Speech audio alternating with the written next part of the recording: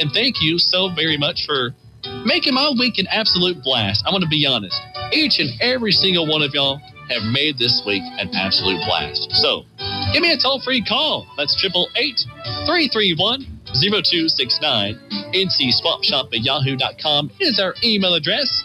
And make sure you check us out on the Facebook Live, Bigfoot Country 103.9 FM. This has been another installment of the Carolina Swap Shop. Have a great weekend, everybody. And join me next time for more bargain, steal savings, a part of the Carolina Swap Shop. Have a great weekend.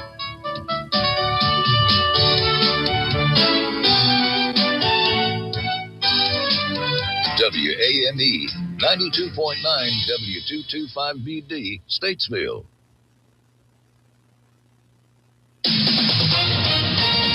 SRN News, I'm Rich Thomason in Washington.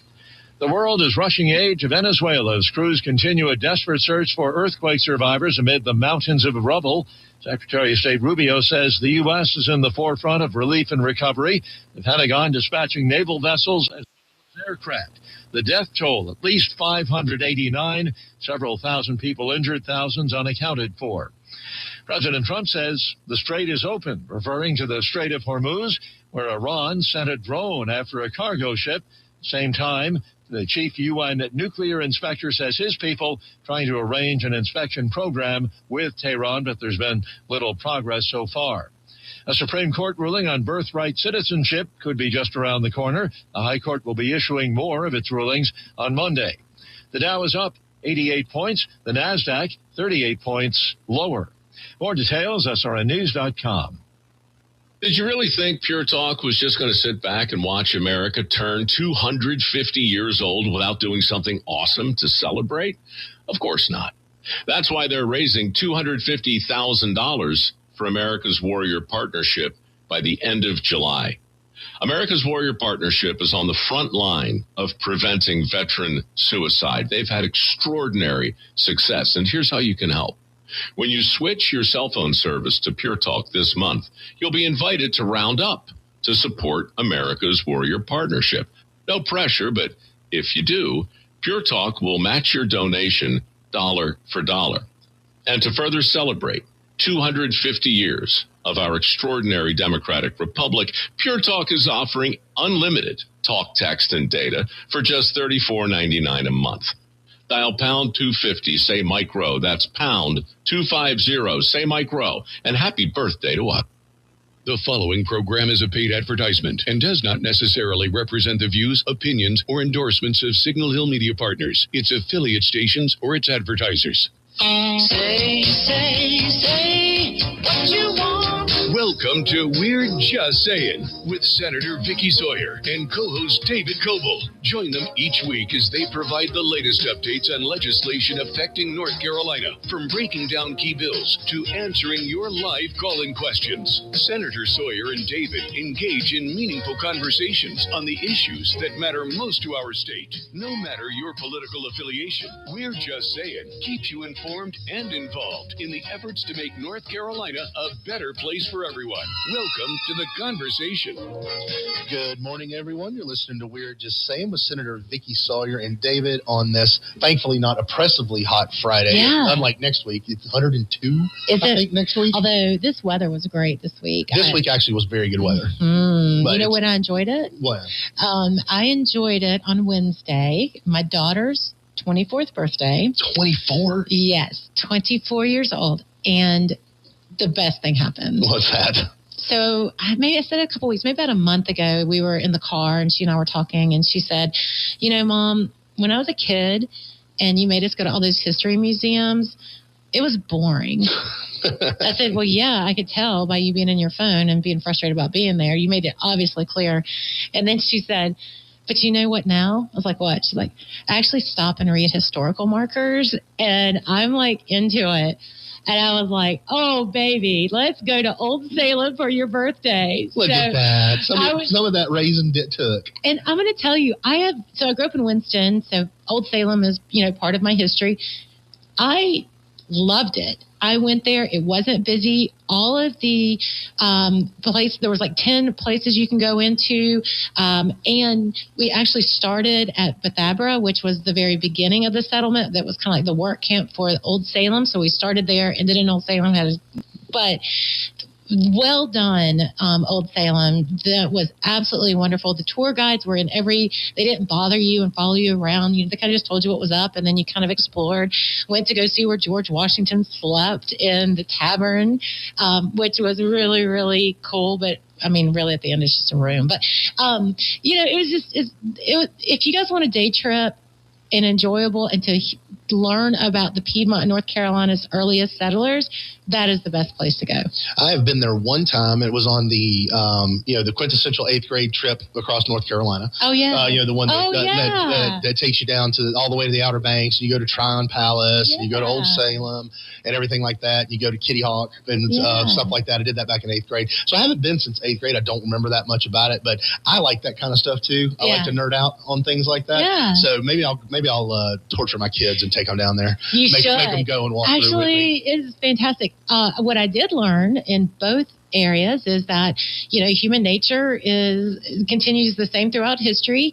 One of the largest and biggest in both settlements, their gathering place was the tavern. One of the first things they all built was the tavern.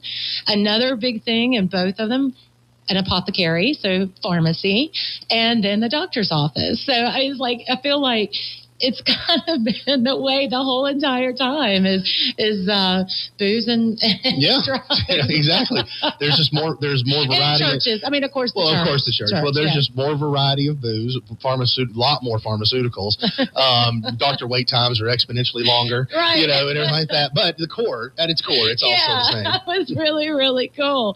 But I heard a lot of crosstalk. I heard that the Senate had a lively debate on the floor this week in passage, and then there were tears and coming from the House Democratic side. I saw someone had sent me a Twitter or whatever it was, a reel, and it was one of a House member, and she was literally crying and apologizing to the world about overriding the governor's vetoes on some DEI bills. Like she voted for it? No. And cried about it? Or she was crying because it got overridden? Because it got overridden. Oh, please.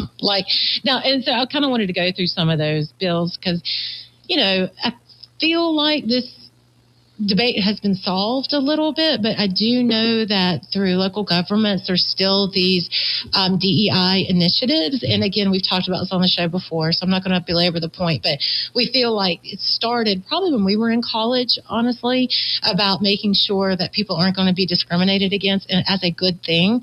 Unfortunately, the way it's morphed over time, it's been exclusionary to a few and promoting others that maybe shouldn't have been promoted, kind of morphed into something a little bit too far.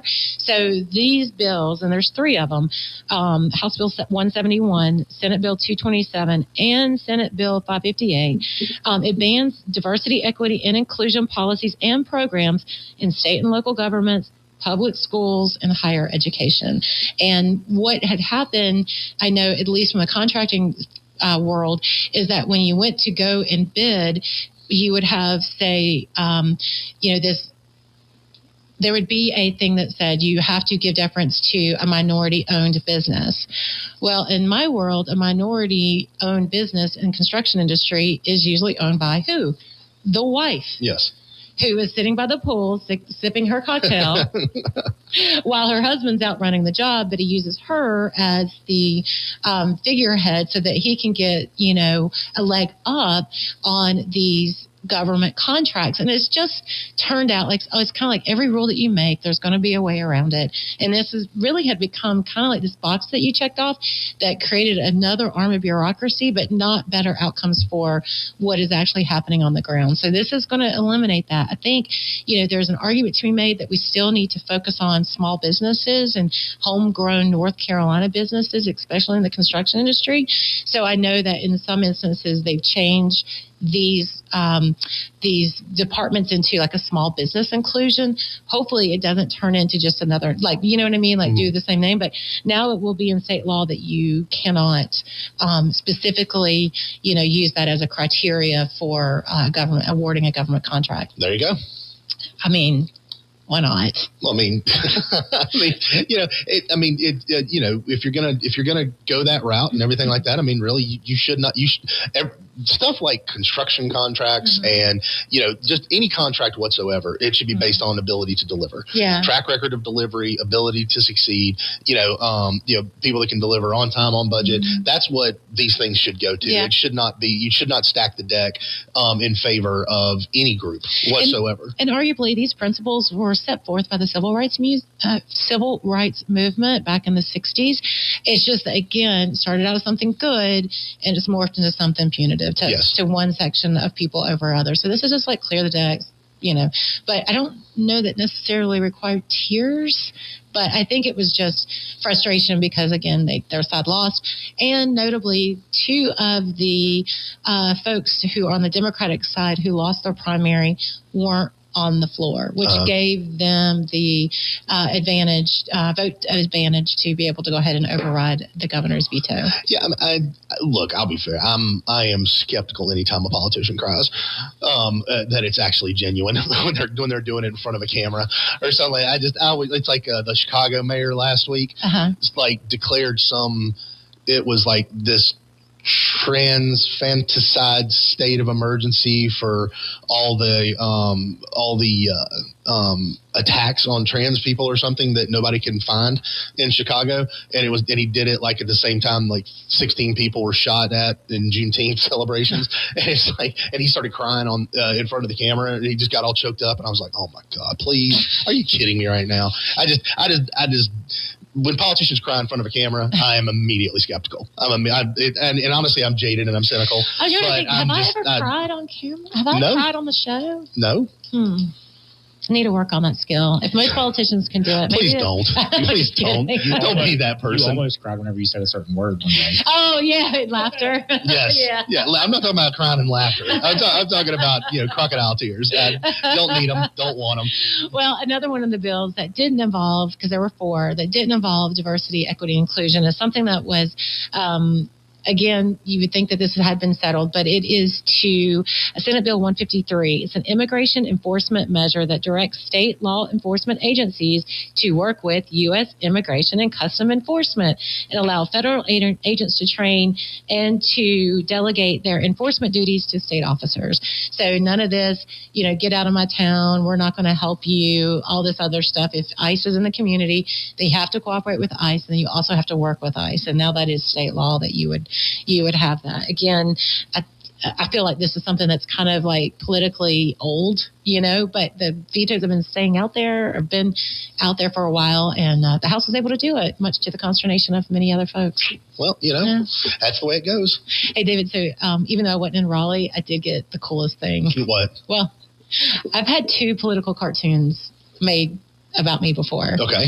And one was over the abortion debate, and I thought it was great, but it had like fangs, like I was and I had like a bloody knife in my hand. Wow.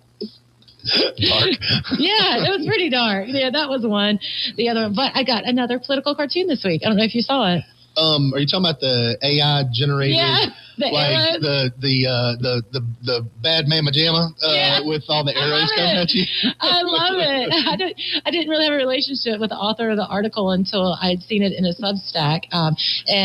Shout out. You need to get that on your wall. You need to get a print of that. I am going to. I asked his permission. Can I please get this and put it? And in fact, I made it in my on my Twitter profile. If you want to go out and see it at Senator Sawyer.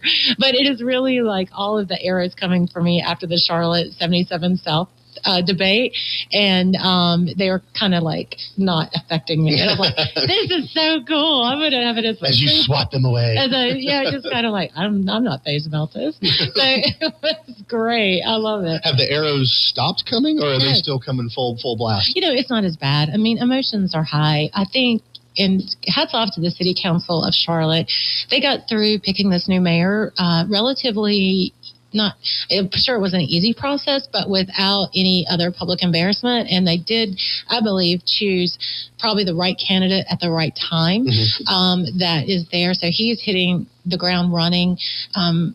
Reached out. I know he's got a lot of things going on. Happy to talk with him, and answer any questions that I could be available for. But as it stands still, the DOT will be voting to remove 77 South contract from the construction plan in August. Is the way that is working out right now. So this is not the General Assembly.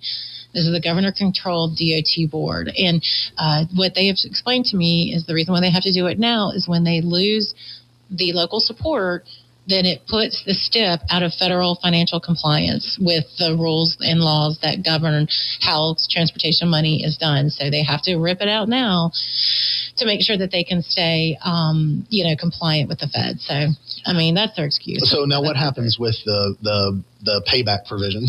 So the payback provision, part of that is definitely something that is, because there was a revote, right? And some municipalities that voted no switched their vote. They have switched their vote. Hopefully other folks will be able to do that. But yeah, that's the thing. It will probably be in the budget. From all indications is that it will be in the budget. And, we learned this week, so for those of us who listen to the radio show and want me to pass the budget, you're going to be sadly disappointed again today because it was supposed to be next week. And guess what?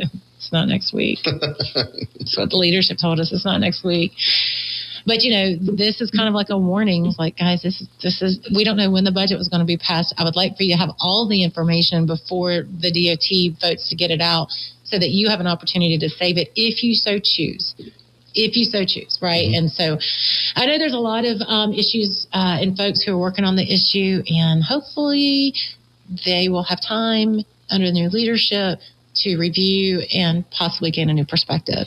So that's where we are. But I do love my political cartoon. I'm going to print it out. You should absolutely print that out and put it on your wall. Mm-hmm. So a little bit of excitement, though, at the General Assembly this week. What? What? Were you gone all week? No. You didn't tell me you were there for the triumphant Carolina Hurricanes bringing the Stanley Cup in. I was there for the Stanley Cup, which, by the way, is pretty dinged up. Something interesting I found out: the Stanley Cup, basically for the winning team, it can each player gets it for like a week at their house. Yeah, and then everything like that, and so it moves around a lot, and so and they get their names on it and everything like that. So. But it still, even if it's beat up, it had to be pretty cool. It was very cool. So we were allowed, we gave privileges to the floor to have the coach, Rod, and I'm going to say this, Brandon Muir? Go with it. Brandon Muir. And he was there, and also captain of the team, Jordan Stahl. They came in with the Stanley Cup with former chief of staff for our chamber, Brian, and Brian Fort. And it was just so cool to see the actual Stanley Cup, like this iconic trophy that even as a Southerner, you knew what the Stanley Cup was because you got to see people drinking beer out of it and whatever they drink out of it on there. And they had it on the floor. It was really cool to see how big it actually is. It's pretty monstrous. It's what, 37 pounds or something like that. And it was pretty cool. But I looked up the history for the Stanley Cup because, Yes, you had to nerd out on it. I did a little bit. I was like, well, what in the world is it that's the Stanley Cup? So there was a fellow who's a Canadian named Lord Stanley of Preston. His name was Frederick Arthur Stanley. So I was telling my daughters about the Stanley Cup, and this is how much they are into hockey. They were like, Mom, I have tons of Stanley Cups. I'm like, not those. Not the same. Not the same. So Lord Stanley of Preston, who was the Governor General of Canada, he bought a simple silver bowl in 1892 for about 10 guineas, which is $50 at the time. $50. Yeah. And what year? This is $50. That's a lot of money back then. 1892, yeah. And he labeled it as the Dominion Hockey Challenge Cup to award to Canada's top amateur hockey team. You know what? He never actually saw a game. Really? No. The first winners of the Stanley Cup were the Montreal Hockey Club, which is now, and so then it's been traveling around, and it's a challenge trophy, and it's been a huge part of that history of that sport, and I love it. They do like engrave the names, and then every so often they remove the names. I think it's about 13 years or so they remove the names and put new names on. Gotcha. Not everybody's name gets on those engraving. Did you know that? Not everybody? No. Mm-mm. Sometimes, like if they were on injured reserve list or if they had been traded recently or something, not every player's name makes the Stanley Cup. It was cool, though. It was cool to see. It was a neat experience. I heard someone say, and it is so true, I never knew, like 20 years ago, if you'd asked me, would Raleigh or North Carolina support a hockey team? I'd be like, I don't know, right? Like, how's that even going to happen? But they are like some of the best fan bases in all of hockey, base in hockey. And it is very cool to see, State, Chapel Hill, and Duke fans all supporting the same team. Yes. I don't think anything else would ever have. No. I actually got to go down on Saturday for the parade and watch the parade downtown. It was great. Really? And they had, they had a lot of like the super fans, I guess, coming through, and some of the organizations like that. But then they had the big red buses where they brought the cup, Stanley Cup through, and were holding up and like that. It was really awesome. I mean, so many people. So I'd gotten there. And my apartment that I have down there, they had blocked the street off, and I couldn't get to it. Oh. And so I had to go like down 2 blocks, over, up, and back around just to get into my building. And it took forever because of all the people walking. And like, they weren't stopping. Like once the flow got going, it got going. So it took forever to get around, but got up there and got to watch it. And it was really cool atmosphere, and to see that come through, everybody in their Hurricanes jerseys. But I'm the same as you. It's like North Carolina hockey. It's kind of like, is that going to be a thing? But obviously it is. I mean, because that's their second Stanley Cup. Yeah. So I mean, and so it's pretty impressive to see the way the fan base comes out, which hopefully shows that that area potentially might support a baseball team. Been a lot of chatter about. Been a hot topic of the news about potentially a baseball team coming to Raleigh.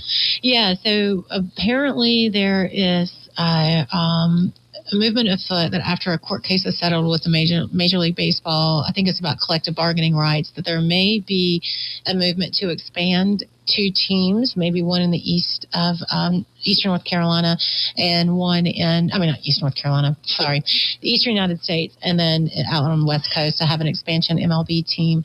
And the thought is that it would need significant state and local investment in order to match the team owners or the ownership group that would have to put that together. And so as part of that, saying that yes, North Carolina would like to be considered as one of those expansion areas, there has been a proposal to include that in the state budget. It's kind of tough, honestly. Okay, so first of all, let me just go back. I grew up watching the Atlanta Braves. The Atlantic Braves? Atlanta Braves. I was so excited to say Dale Murphy's name, who was my first true crush. I was a big Dale Murphy fan. Well, I watched the Braves because the Braves were the only team you could watch, except for the Cubs. You could watch the Cubs on WGN if you had cable. And they were always playing in the middle of the day during the summer, so I would watch baseball in the middle of the day. But yes, the Bravos were my team. Yeah, the Braves. I would go to my great-grandmother's house and go sit and watch, and she would watch every Braves game. And so I have very fond memories of watching my great-grandmother, who was born in 1898. Wow. And my grandfather, his mother, and watching the games. So it'd be hard to, I don't know. You know what? It's not like I'm a super sports fan. Like Carolina Panthers are my team, even though I grew up as a Redskins fan. So I kind of. You grew up as a Redskins fan? Yeah, that was my house. Really? Mm-hmm. See, I didn't know. Fair enough. It was either. The Redskins were about what you, them and the Falcons were what you could watch around here before the Panthers. Yeah, and so the Cowboys, you could watch America's team. You could watch America's team. You could watch the Cowboys. Yeah, which is a total branding farce, but whatever. Well, I do love that. I grew up a Cowboys fan. So, did you really? Yes, and I would say that their merchandise sales dictate their America's team. They outsell every other team. I did go to Arlington, Texas for an insurance conference not too long ago, and I did go to the stadium. You go to Jerry World. The merchandise is kind of sick. It is. I was really very impressed with the amount of cowboy boots and rhinestones and they do it up right. And everything's bigger in Texas, and they go all out. Yeah, so there's this conversation about, Major League Baseball and, have a financial commitment. Now, this is something that I know is in the works, but there are other cities that obviously would want the same expansion. I know Nashville, Tennessee is one that they're looking at. I'm hearing maybe down in Jacksonville, Florida, a couple other areas that would be in contention. So to put Raleigh region and Charlotte, obviously, but to put Raleigh area in front of that, and then that would be a significant investment that they would ask the state of North Carolina taxpayers to invest in. Now, there you go. That's kind of like the issue and the rub that I'm hearing back and forth. Not sure where I am on this thing right now. Okay, first of all, I'm always about doing what government should be doing, which is paving your roads, educating your kids, defending your borders, that and make sure that you're safe, from bad guys. That's my kind of libertarian part of me that really doesn't know that, investing in a Major League Baseball team is something that is beneficial or the role of government per se. Although in saying that, I also see the other side and the other benefits for that kind of community. And, and then, gosh, we would be the only baseball team. Well, no, Georgia, I was going to say, but in that region, it'd be a huge because you don't have one in Virginia. I mean, I guess you could count the Washington Nationals, but they're in D.C. Yeah. But you'd have, there's not a team, I guess, Virginia, North Carolina, South Carolina, no Tennessee. So, I mean, it would be, regionally speaking, it would be a great location for it. But so for me, someone who's always asking, fighting, advocating for more money for transportation, it's just a little hard to reconcile that, we would have that amount of money to put when I knew that kind of money, when you talk about economic investment, which is transportation, would put in tons of intersections or interstate changes, and, that have been asked and, needed across North Carolina. I told you before, there was $144 billion worth of requests for new road construction. Good gracious. And for the next 10 years, and we only have like $32 billion. So we are growing so fast that and the number one concern, whether you are whoever you are that lives here, rich or poor, is transportation, and it affects us all the same. So for me, it's really hard to overlook the number one concern for all of North Carolinians, which is new roads, and then investing in an MLB team. But it's just hard for me, especially I grew up watching NASCAR, as we talked about before. I remember Bruton Smith, building the Charlotte Motor Speedway with no government help. Remember that? None, even though eventually they got some things moving. But, we saw the Panthers come in. Now, the city of Charlotte helped, but I don't think there was a state investment that I remember. I can't recall if there was a state investment or not. No, it was all through local taxes, occupancy tax and sales and food tax and those type of things. So it's just, man, when we're cutting taxes and, talking about employees and raises and roads and mental health and these things, it's just hard for me to get behind like I want to. Yeah. Well, and I think that's fair. And the sad reality, though, is that to get anything like that these days, you don't get it without it. No one builds on their own dime anymore. Everybody comes in for the incentives and stuff like that. I mean, you look at the Chicago Bears who are leaving Chicago and moving to Indiana. It's because, Soldier Field is where they played football is obsolete.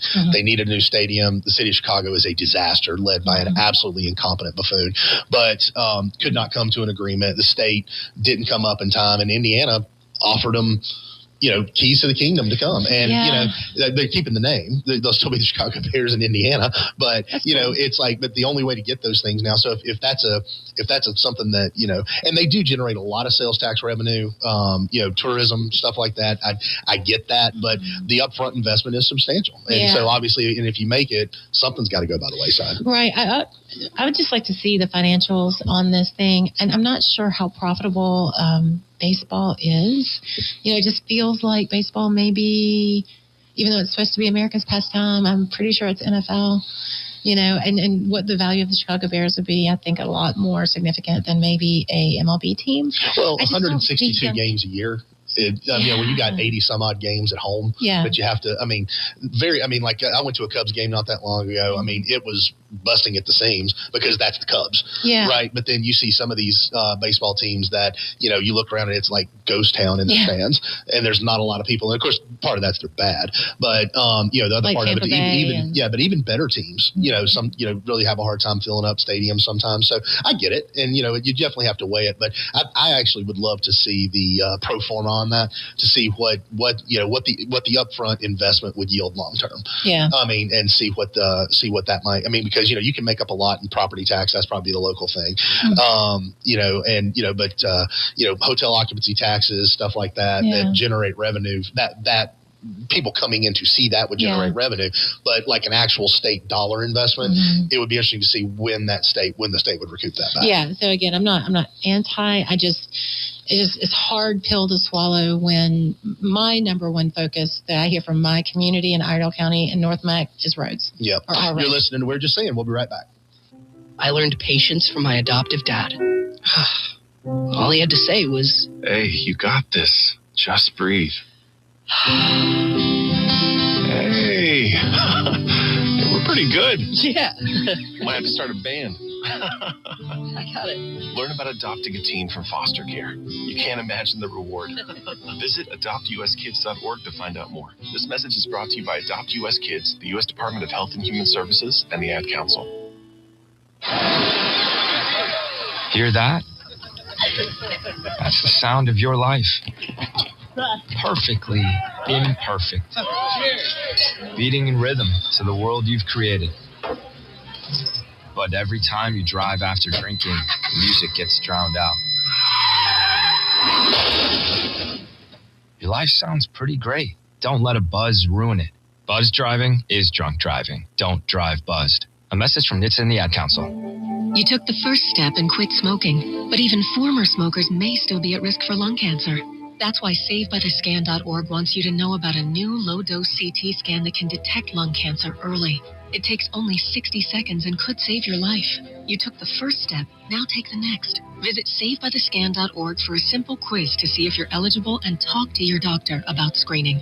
SaveByTheScan.org is brought to you by the American Lung Association's Lung Force Initiative and the Ad Council. All right, son. Time to put out this campfire. Dad, we learned about this in school. Oh, did you now? Okay. What's first? Smokey Bear said to. First, drown it with a bucket of water, then stir it with a shovel. Wow, you sound just like him. Then he said, if it's still warm, then do it again. Where can I learn all this? It's all on SmokeyBear.com with other wildfire prevention tips. Because only you can prevent wildfires. Brought to you by the USDA Forest Service, your state forester, and the Ad Council. Welcome back to We're Just Saying with Senator Vickie Sawyer and David. Sports talk with Senator Sawyer and David over the last little segment there. And which, obviously being the sports aficionado you are, I'm sure it was deep penetrating analysis for all of our listeners. But no, I thought it was good perspective. So outside of sports, you guys got to do something cool this week. Yeah. You had session in the old Capitol. Well, that's going to be next week. Oh, that's next Tuesday. Week? Tuesday. Yeah. You get to go OG. Yeah, we did this, several years back where we had session in the old Capitol. So this is not the original Capitol in North Carolina. This is the one that was when you go and you see the General Assembly building and you look up the hill, you can see the dome, but it's where the governor's office is now. You can go and tour it. It's really, really cool.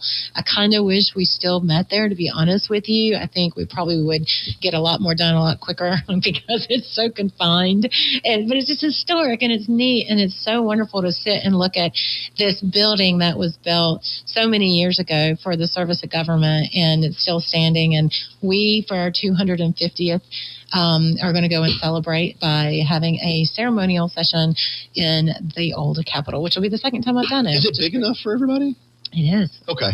Because I've been in there before and I've looked at it. It seems a lot smaller. It is very small. It is very small. Yeah. But I'll be fair with you. The one thing I would love for the General Assembly to explore at some point, the next economic boom, when we've got a lot of revenues coming in, hopefully very, very soon, explore building a new Capitol building. Oh my gosh! You mean you don't like our Japanese steakhouse style? No, I do not. Assembly building? I did read the history of it, and apparently it's based on Hawaii's.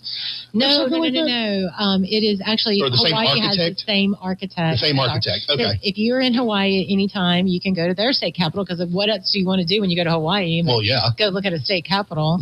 But yeah, so their building is very similar design, and I'm trying to figure out, was it this? It was the same designer who did the not the Lincoln, no, the Kennedy Center. And so it was built. Okay, first of all, that was stylish back when it was built. Go onto YouTube at some point and Google YouTube TV, not YouTube, just regular YouTube, and Google The Ayes Have It, or search up The Ayes Have It, AYEs Have It. It is a day in the life of a General Assembly member and lobbyist back when that building first opened. Really? And the Southern dialect is priceless. Is it thick? The smoke is about as thick as the smoke. Everybody had cigarettes and ashtrays on their desks. Oh, it was a time back then. And they even went to the Sir Walter Raleigh hotel and looked at the lobbyist meeting with the legislators. It is, I mean, I think we still have some of the same drapery, definitely the same greenery that's in there with the big gold bulb. But, I think our General Assembly Capitol is not very pretty, but I love the design behind it. So that it's a perfect square, right? So, and it's divided equally down the middle, one side for the House and one side for the Senate, meaning that both bodies, even though have more members, have the same balance of power. They both have the representation. Theoretically. And that's why depending on the week. And that's why they're called the corner offices, because the Speaker and the pro tem have offices in the corner of each building to anchor down their chamber. And it's all met underneath this beautiful, I think it's called a rotunda or whatever, but these beautiful skylights that are all so that both House and Senate, when they make the law, is all under God's eye. And so that that part is really, really cool. Also, the walls are like solid poured granite, I can't remember what but they were built because this was during the Cold War era, so it is like immovable. Yes. And it's supposed to be able to withstand radiation blast, I guess. That's good. Good to know. So there's good to know, but also it's terrible for construction, reconstruction, all these other things that... Honestly, what I'd love to do is, if I could change the outside of it. The inside's fine. I mean, it's pretty dreary. It is pretty dreary. Yeah. But the outside of it, like, you go down to, like, South Carolina, and it's more, like, or you go to Nashville, or, some of these other state capitals, and they're big and stone. Utah is beautiful. Utah is amazing. And, well, the Mormons know how to do it. They know how to do it out there. But it's majestic, very somewhere Washington, D.C. type style, Roman in kind of its configuration. I guess I'm just old school, but I like that type of thing. I think that says Capitol. Ours says, give me the shrimp sauce. Ours says, give me the shrimp sauce. It's just like fried rice or lo mein is what ours says. And hibachi. And hibachi with our non-working fountains everywhere. And on the outside of the building. I don't know. But so when you come together next week and have session in there, will you all be voting on a budget? I think there'll be some ceremony. Yes. Yes. That'd be awesome. Vote on a budget inside the old Capitol. Yeah, that would be really cool. Maybe That'd some good feeling for the 250th anniversary, and maybe some kumbaya, some come together and say, hey, you know what, let's get this done. And on time, and let's go home for the summer. Yes, exactly. That would be that would be really, really cool, David. I think you should put that in the suggestion box. I feel like when I put something in the suggestion box, it just kind of gets not checked. It's like they actually have a special compartment when it senses when you put one in, and it just eases it over into the trash. I think they usually call that file 13. Yeah. Yes, absolutely. Well, you know what else got file 13? What? A casino for the Lumbies. Yes, I was surprised by that. I mean, I had read that it was going to be tight and everything like that, but the folks I had talked to felt pretty confident about it. But no, it was pretty emphatic, though. Yeah. Yeah, so you guys remember, and Senator Tom Tillis helped and lead the effort to get the Lumbees federally recognized. And some of the benefits, other than health care and, education, dollars come from the feds. It also gives them the right to have tribal gaming. But the tribe has to actually approve and do a constitutional amendment with their, and so it has to be done by a vote of the people. So there was this vote this week, and it came up really. I was actually shocked. It was a 62% no to 38% yes. Yeah, and I really thought it was going to be very, very close. I did think the folks I was talking to about it said they really felt like it was gonna pass. It was gonna be close, but it's gonna pass. But something must have just broken some way at the end, or the polls weren't sampling correctly. Yeah, I just I don't know if this is specific to the Lumbees, but I think there's a general distrust to those who are in leadership right now, and everyone's looking behind the curtain for a boogeyman.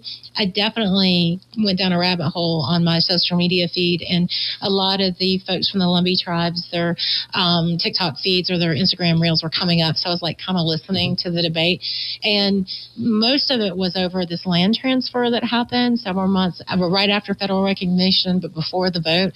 There was distrust on that, like why this outside group from another state purchase this land, because that's where this was going to go. So it was almost too easy to believe that the fix was in, for people. And so what I was hearing, I'm not there and I don't want to speak for them, but I was seeing on social media was this whole distrust of they are going to get rich and we're going to still stay poor. They're going to get this and this is bad. And then, and for the same reason, casinos were a really hot issue also for Senator Berger in his own district.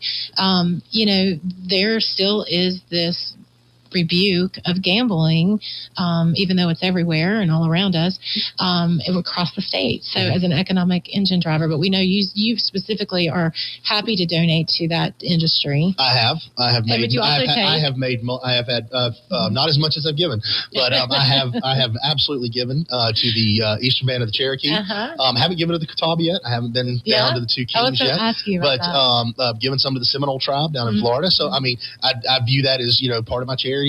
Just handing in to these wonderful organizations. But I get the casino thing and everything like that. I mean, I think that it's it'll be interesting to see where they go from here on it, if they try to regroup, try to alleviate some of the challenges, or if it just sits. One of the concerns I did hear is that the Catawba are very interested in some sort of gaming closer to the coast, which would be along I-95.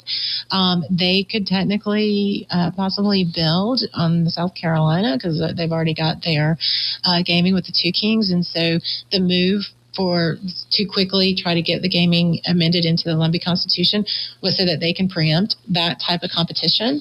But maybe it'll be out of their control. Maybe they're just, again, I just think there's just a general communal distrust across North Carolinians from what I'm hearing for anything in leadership. And I think you're seeing that primarily social media, and then it's easy to believe a lie. It's easy to believe the bad stuff, And once the algorithm kicks in, you're screwed. That's all you see. I know. So that will be for another day. So we will do that. Another thing that may get File 13 that's coming up, the hemp. Did you read about this? Or have you drilled down into this whole thing? I have not. At the federal level, that. Well, I know they've been talking about outlawing hemp at the federal level. Yeah. Right? So actually, it's not just a talk. It's starting in November 2026. Hemp-derived THC products will again be considered a controlled substance, effectively shuttering a multi-billion-dollar industry, according to the dispensary owners and inside Industry Aid. So I think I'd read that Trump had sent a letter asking for them to stay this or to move it, but in essence, it's going to pretty much shut down all of the, hemp products across America. Who has jurisdiction over that? What?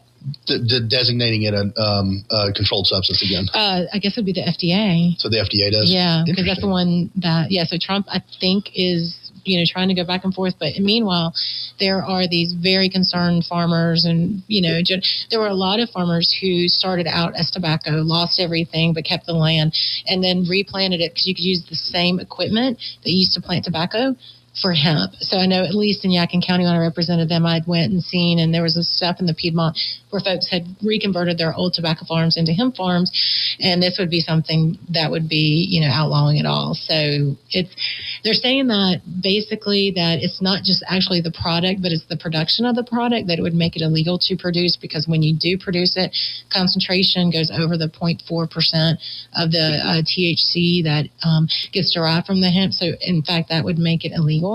Now, I guess for those states that have medical marijuana, then that, you know, they already have marijuana. It's not necessarily, I guess it is hemp, but not, you know, that CBD products and stuff. So I'm all for cleaning up these CD vape shops. I mean, I think that's kind of what we're really looking at, unregulated vapes and really harmful products that we don't know what people are putting in their body. I think that is a thing. I don't know about the overregulation of like actually shuttering and shutting down some of these businesses that are, you know. Well, I mean, I hate it for the farmers that converted their crop. I mean, because tobacco farmers have had such a hard time of it since the strict crackdowns on cigarettes and stuff like that. And, you know, that was one of our biggest industries here in North Carolina for a very long time. Yeah. And so converting to a crop they can actually grow, then all of a sudden be outlawed. It's just like, and what stinks about that is at that point, what a lot of these farmers are going to end up having to do is become soybean farmers and have the federal government pay them not to grow soybeans. It's like, I mean, that's an actual thing. And it's like or they sell their land for development and build houses and nobody farms. And so I hate that for them, just because it seems like every decade or so, farmers get the shaft on something like this. Yeah, I know. So we'll see what's going to happen with that. But really, it says that, you know, when the 2018 Farm Bill at the federal level legalized hemp with a 0.3% Delta 9 THC or dry weight on a dry weight basis, and it removed it from the Controlled Substance Act. Basically, they're saying that now it is an unintended effect of that law was that it focused on Delta 9, but not other products like Delta 8, THCA, and some of the CBD products that are there. So they're trying to close up a loophole, but you know, gosh, it finds like finally Congress acts on something, and it's kind of, you know what I mean? Right. Did you see like there was a big blow up yesterday at the White House versus the Senate, and he was supposed to go in and have a signing ceremony for he canceled it last minute. He canceled it because they wouldn't pass his voting voter ID. Vote, the only citizens can vote. Yeah, I don't know the strategy behind that. I mean, I'm sure there was a reason, but I think it was a poor move politically, because basically you successfully alienated all the Republicans about that. Well, most of them anyway, and of course all the Democrats hate him anyway. So there was no winning them over. They were already on an island. They were already on an island out there. But some of the Republicans got a visitor's pass for a couple of days for doing that. Yeah. But I'm sure there's some broader strategic thing. At least I hope. I mean, or it could have just been an impulse that he was having a bad day. Who knows? But I'm not sure. I'm not sure it was the best. I see it too in Raleigh, where was both sides get frustrated with trying to do the hard work and to get folks to their side, and then they just use power, and the power usually comes from hurting others, and that becomes a transactional relationship, and it never ends well for either side, because both lose a little bit of credibility with American people or with us. And I see it in Raleigh, and I get why people sometimes just lay down their words and pick up their swords, and I guess that's what President Trump is doing, because he believes so deeply into the his voting bill. And don't be wrong, I don't disagree. I think that seeing the California primary a couple of weeks ago, if that has not illustrated to you the need for something like this, the rampant opportunity for fraud, and the byproduct of this is if you enact this legislation, states then have to put in safeguards to ensure that only citizens are voting. Right. And California definitely doesn't want that. I mean, that would be horrible for California, for the Democratic power base in California. Yeah. And so, I mean, I firmly agree. And, I see all these people out there talk. I mean, this is not even a wedge issue. Like something like 75%, 80% of Republicans and Democrats support voter ID and citizenships to vote. This is not a wedge issue at all. I mean, this is overwhelmingly bipartisan issue. Right. Well, I don't know. Well, I think another bipartisan issue is HOA reform. Yeah. What is the Republican Party plank on HOAs these days? It is another level of government that affects our citizens, and not always in a good way. I mean, they have the legal authority in North Carolina to be able to start foreclosure proceedings, and their lien goes above and before your first mortgage. I mean, it's pretty punitive. And then there's really, there's a board, but it's really awful. Yeah, not saying all HOAs are awful, but there are certain instances where people's property rights are being taken away by their HOA. Well, I guess they signed them away. Honestly, they didn't take them away. They get signed away because, when you go and build in a neighborhood and you have an HOA agreement, it's just one of those 1,000 pages of documents that you're, e-signing about this. So you actually agree to be a part of this association, but you're basically have a fifth layer or fourth layer of government, And the whole thing about it is I don't mind an HOA in like a neighborhood that I live in. Yeah. Right. I don't want.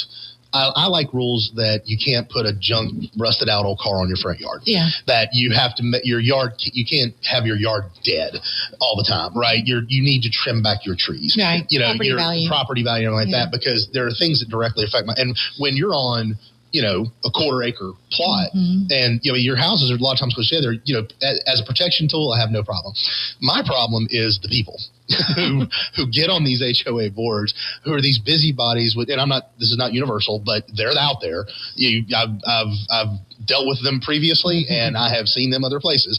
And I love have you ever seen like the HOA videos on Instagram where like the HOA Karen, who's president of the HOA, is coming out and taking pictures and knocking on doors and telling people what they're allowed to do and not allowed to do? Because you've forgotten your trash can 2 minutes past the 2 minutes past the time. Exactly. And so, it's the people who have nothing better to do, and they get on this power trip of, it's like they have a little bit of power, and it's like just completely goes to their head. So they patrol the neighborhood, and I'm the HOA president. No, I mean the people are the problem. Yeah. The concept is not the problem. The people are the problem. But it was interesting, because when you talk about foreclosures, when I was with Bank of America during the mortgage crisis, I was in the default servicing area, and basically our job was to try to get mortgages out of delinquency back into either normal servicing or through foreclosure. And if you remember, the federal government made it next to impossible to foreclose on properties during that time, and it delayed things. You had to do loan modification. I mean, all these different things that were required. But there's these states called super lien states where first one to the courthouse wins. With a lien. And so what was happening is if people aren't paying their mortgages, you can guarantee they're not paying their HOA dues, right? And so what was happening is a bunch of these HOAs, people were just people were a lot of times abandoning the house and just leaving it. And so these HOAs would foreclose for their HOA dues that might be $150 or something like that. Go to the courthouse, they get their lien in first. When the bank finally gets there to foreclose on it, the HOA is already foreclosed on it.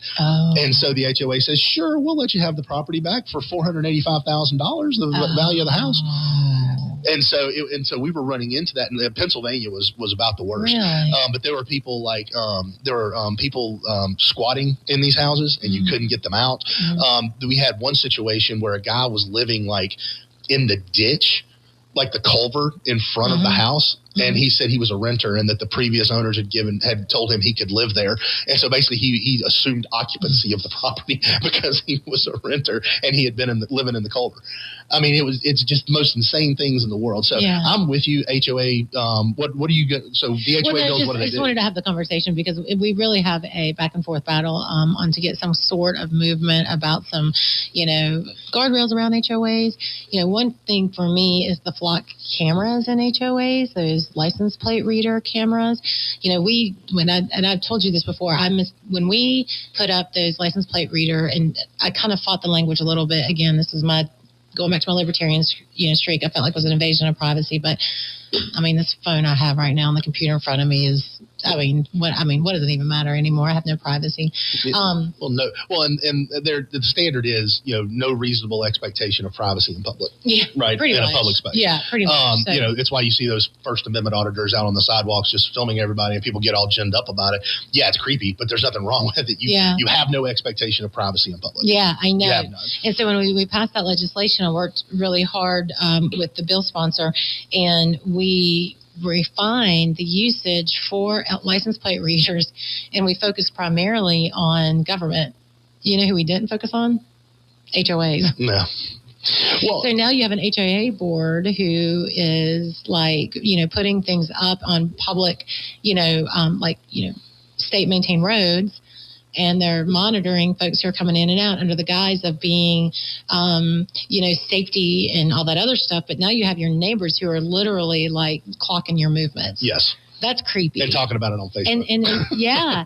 And then sometimes they are, not connecting their flocks with law enforcement. I think there should be a rule that says that if you have a flock camera or that's a brand of camera, it doesn't have to be flock, but if you have a license plate reader camera in your neighborhood, then you should by law have to connect that to the total system for law enforcement, because then you can use it truly for good. So if you have a child predator or something coming on and somebody's looking, and you need to find them and they're in your neighborhood, you would want that to be connected to law enforcement. See, I'd go a step further that the HOA should have no access to it whatsoever.